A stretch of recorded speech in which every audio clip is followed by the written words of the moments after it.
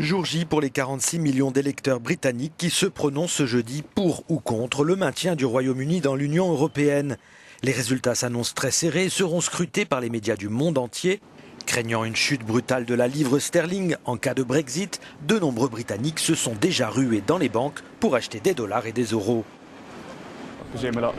Beaucoup de gens parient sur ce qui pourrait se passer demain et manifestement, ils font pas mal de business. C'est bien pour eux, mais je pense qu'il vaut mieux attendre de voir ce qui va se passer demain. Signe du début de panique, la Poste britannique a enregistré une hausse de 380% des demandes d'achat de devises étrangères sur Internet par rapport à l'an dernier.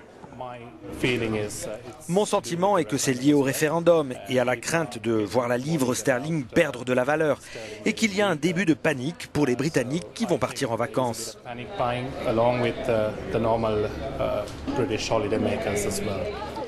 Alors que le Royaume-Uni joue son avenir, sous l'œil amusé des touristes, mercredi, près de 1300 patrons d'entreprises, dont la moitié sont cotés à la Bourse de Londres, sont ressortis du bois. Tous ces dirigeants ont exhorté une nouvelle fois les électeurs à rester dans l'Union européenne.